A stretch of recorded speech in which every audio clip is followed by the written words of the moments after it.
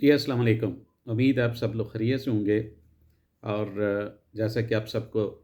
पता चल चुका है कि अमेरिका में सदारती इलेक्शन इख्तिताम पज़ीर हो चुके हैं और वहाँ डोनाल्ड ट्रंप सदर मुंतखब हो गए हैं। डोनाल्ड ट्रंप ने इस इंतखाब में 538 में से 277 वोट्स इलेक्टोरल वोट हासिल की हैं, जबकि इसकी मद्दे मुकाबल जो थी वो डेमोक्रेट की कमला हैरिस थी। उसने 226 वोट्स हासिल किए हैं, जिसकी बुनियाद पर डोनाल्ड ट्रंप को कामयाब करार दिया गया है। और इस कामयाबी के बाद जो डोनाल्ड ट्रंप ने फातिहाना तकरीर की है, जिसे विक्ट्री स्पीच कहते हैं, तो उसमें उसने बहुत सारी अपनी आइंदा फॉलो की जाने वाली पॉलिसीज़ का भी ज़िक्र किया और अंदिया दिया है। आपको याद होगा कि डोनाल्ड ट्रंप दूसरी बार अमेरिका के सदर बन रहे हैं। जो उनका पहला दौरे सदारत था वो 2016 से लेकर 2020 तक था, और ये दौरे सदारत बहुत हंगामा खेज था। और इसके जारहाना बयानात और इक़दामात हर वक्त दुनिया भर में मौज़ूए बहस रहते थे। और इस डोनाल्ड ट्रंप एक बहुत इंटरेस्टिंग और बड़े बहुत अमेजिंग करैक्टर हैं, अनप्रिडिक्टेबल पर्सनैलिटी हैं। ये उन 3 सदूर में से एक हैं जिनके खिलाफ मुआख़ज़ा भी किया गया, इस बुनियाद पर कि उन्होंने कांग्रेस के राह में रुकावटें खड़ी की और अपने इख्तियारात का गलत इस्तेमाल किया। बाद में केस चला और उसमें ये बरी हो गए, जुर्म साबित ना हो सका। लेकिन ये उन 3 सदूर में शामिल हैं अमेरिका की तारीख़ में, जिनके खिलाफ मुआख़ज़े की तारीख़ चलाई गई या उसको मूव चलाई गई, जो बाद में केस चलने के बाद ये बरी हो गए। अगर हम इसके गुज़िश्ता 4 साला दौरे सदारत का हल्का-सा जायज़ा लें, उसमें जो अहम इसने इक़दामात किए डोनाल्ड ट्रंप ने, तो हमें इसके आने वाले वक़्तों में, फ़ैसलों में या इरादों में, या ये क्या करने जा रहा है,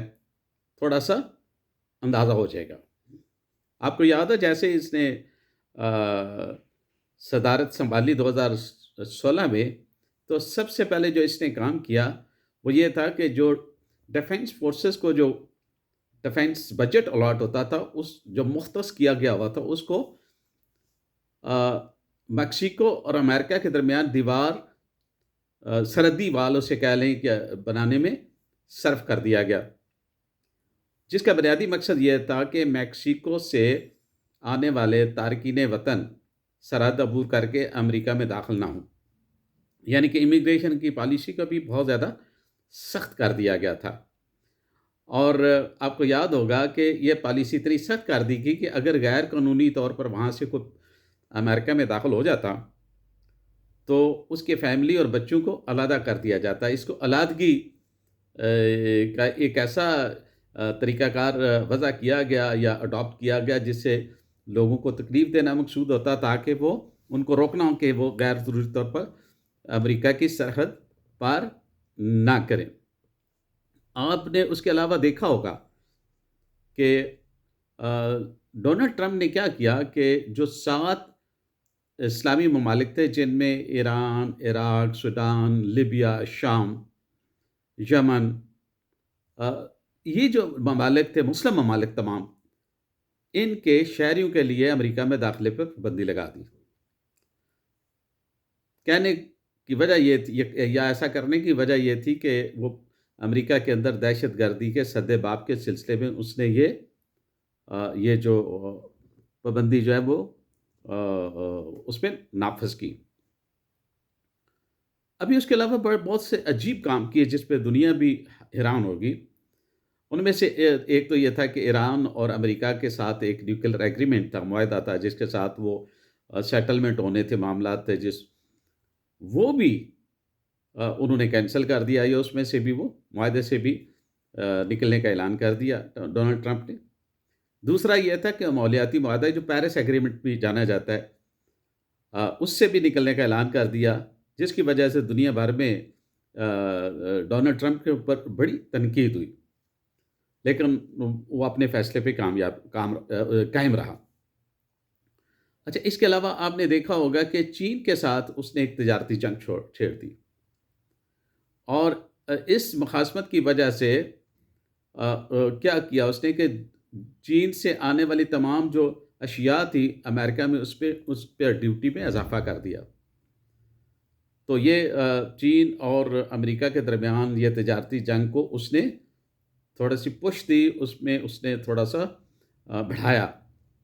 اس کے علاوہ اتفاق دیکھیں کہ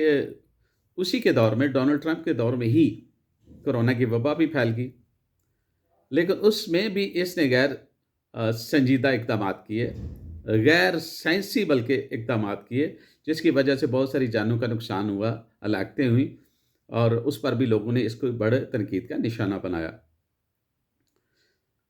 جہاں تک مڈل ایسٹ کا تعلق ہے تو آپ کو یاد ہوگا مڈل ایسٹ میں بھی اس نے بہت ساری تبدیلیوں کا ایسے کام کیے جس سے اس کی پالیسی جو ہے وہ ٹوٹلی دوسرے سے دور، جو اس سے پہلے آنے والے تھے یا بعد میں آنے والوں سے مختلف تھی۔ سعودی عرب سے اس نے بہت اربوں ڈالر روپے کے معاہدے کیے، لیکن سعودی عربی کو بعد میں اس نے اپنی تنقید کا نشانہ بنایا اور اس کو پریشرائز کرتا رہا۔ اور جو سب سے زیادہ میں سمجھتا ہوں مسلمانوں کے حوالے سے اس نے جو غلط کام کیا، جو میں غلطی کہوں گا، وہ یہ تھا کہ اسرائیل کا جو کیپٹل تھا وہ تل ابیب تھا، اس کو تل ابیب سے یروشلم میں شفٹ کرنے کا اعلان کر دیا، جس پر یہ تاثر بڑے مضبوطی کے ساتھ ابھرا کہ وہ پرو اسرائیل ہے، اور اسرائیل کی پروٹیکشن کے لیے he can go to any extent. ابھی آپ دیکھیں کہ اس کے علاوہ یہ ابھی ڈونلڈ ٹرمپ جو ہے، اس کے ساتھ بہت سارے معاملات اور بھی جڑے ہوئے ہیں جن کے ساتھ اس نے نبردست ہونا ہے۔ وہ کہ یہ کیپٹل ہل، آپ کو یاد ہوگا کہ 2020 میں جو الیکشن ہوئے تھے اس میں ڈونلڈ ٹرمپ کو شکست ہو گئی تھی۔ اس نے دھاندلی کا الزام لگا کے اپنے حامیوں کو اکسایا اور کیپٹل ہل پہ حملہ کر دیا، اور اس حملے کے دوران تقریباً 5 لوگوں کی ہلاکت بھی ہوئی تھی۔ یہ کیس اس کے خلاف چلا، لیکن اگین اس کی خوش قسمتی کہ اس میں اس کی بریت ہوگی۔ یہ اسی کی وجہ ہے کہ اس بریت کی وجہ ہی سے یہ دوبارہ الیکشن کانٹیسٹ کرنے کے قابل ہوا، اور آج پریزیڈنٹ دوبارہ امریکہ کا بن گیا ہے۔ اچھا، ابھی دیکھنا یہ ہے، اس طبیعت کا آدمی، اس مزاج کا آدمی، اس کماش کا آدمی اب دوبارہ امریکہ کا صدر منتخب ہو چکا ہے، تو کیا اس کا رویہ، اس کا کنڈکٹ نیشنل لیول کے اوپر، انٹرنیشنل لیول کے اوپر ایسے ہی رہے گا جیسا اس کا پرانے 4 سالہ دور میں تھا، یا اس سے مختلف ہوگا؟ ویسے تو یہ آنے والا وقت ہی بتائے گا، لیکن میری اپنی رائے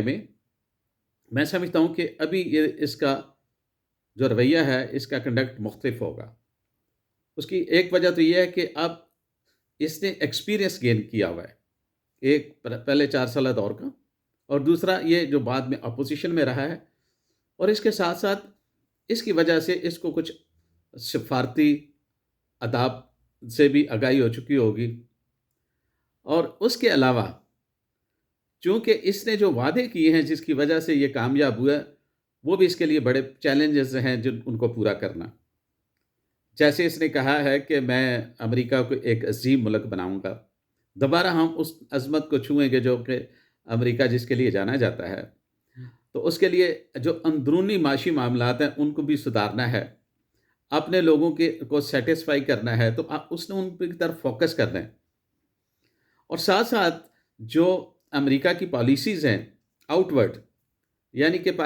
کہ امریکہ کے اپنے ریجن اور اس سے اکراس، اس پہ بھی اس کے لیے کافی چیلنجز ہیں، اس بارے میں بھی، جو جیسے سب سے بڑا چیلنج تو یہ جو میں سمجھتا ہوں اس کو فیس کرنا ہے، وہ جن کو اس نے نہ صرف فیس کرنا ہے، یعنی کہ اس کو حل بھی کرنا ہے، وہ ہے رشیا یوکرین وار۔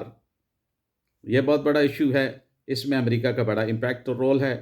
اس کو کیسے ریزالو کرنا ہے۔ اس کے بعد ہے یہ جو اسرائیل اور پیلسٹائن ایشو برنی کا پیک پہ ہے، اور دنیا کے تمام جو ہمدردیاں ہیں خصوصی طور پر مسلمانوں اور بہت سارے ایون غیر مسلم ممالک کی بھی، وہ فلسطینی اور غزہ کے معصوم اور مظلوم عوام کے ساتھ ہیں۔ ابھی اس کے بارے میں اس کا کیا لائے عمل ہوگا۔ اس کے علاوہ ابھی اس نے ایران کے ساتھ جو معاملات کرنے ہیں، جس طریقے سے وہ پہلے ایگریمنٹ سے نکل چکے ہوئے ہیں، جو ماحولیاتی مادے جس سے پہلے اس نے ریووک کروا دیا ہوا ہے، جس سے ایکسٹ کر کیا ہوا ہے، ابھی اس کا کیا بنے گا۔ اور اس کے علاوہ جو پاکستان کے ساتھ تعلقات ہیں، اور انڈیا کے ساتھ اس کے کیسے تعلقات اس نے مینیج کرنے ہیں، اور ٹاپ آف آل امریکہ اور چائنا کے درمیان جو معاملات ہیں ان کو کیسے اس نے مینیج کرنا ہے۔ ان کے علاوہ جو میں سمجھتا ہوں کہ ہمارے ریجن کے اندر، یا آپ یہ دوسرے لفظوں میں کہہ رہے ہیں کہ ایک نیا ابھرتا ہوا جو بلاک ہے جس میں چائنا، رشیا، پاکستان، ایران اور دیگر کنٹریز شامل ہیں، جو کہ اپیرنٹلی امریکہ کے کاؤنٹر ویٹ کے طور پہ ابھر رہے ہیں، جیسے تجارت کے حوالے سے یا اکنامک کے حوالے سے یا معیشت کے نقطہ نظر سے دیکھا جائے تو ان کو اس نے کیسے ہینڈل کرنا ہے۔ اور اس کے علاوہ سعودی عرب اور مڈل ایسٹ کے باقی جو ممالک ہیں ان کے ساتھ اس کا کیا رویہ ہوگا، کیا پالیسی ہوگی۔ اور میری اپنی رائے ہے کہ اتنے بڑے چیلنجز ہیں کہ ٹرمپ ہر کام جو ہے وہ اپنی سوچ منشا کے مطابق شاید نہ کر سکے۔ حالات اور واقعات جو رونما ہو رہے ہیں ان کو دیکھتے ہوئے اس نے اپنی پالیسی کو بنانا ہوگا، امپلیمنٹ کرنا ہوگا، اور اپنے ملک کو مسائل سے بھی حل جو نکالنا ہوگا، اور انٹرنیشنل لیول کے اوپر بین الاقوامی سطح پہ بھی جو مسائل ہیں ان کے حل میں اپنا کنٹریبیوشن کرنا ہوگا، اور یہ ثابت کرنا ہوگا کہ وہ پہلے سے بہتر پریزیڈنٹ آف امریکہ بنے ہیں، یا اپنے آپ کو ثابت کرنا ہے پہلے سے بہتر پریزیڈنٹ آف امریکہ۔ اور اگر وہ بدلتے ہوئے حالات کے مطابق اپنے آپ کو نہیں ڈالتے تو میرے رائے میں ان کے لیے مشکلات ہوں گی، اور میرا خیال ہے اس کے ایڈوائزر، ان کے جو باقی جو اسسٹنٹس ہیں، جو بھی جن ادارے ان کو ان پٹ دیں گے، وہ یقینی طور پہ اس کو ان معاملات سے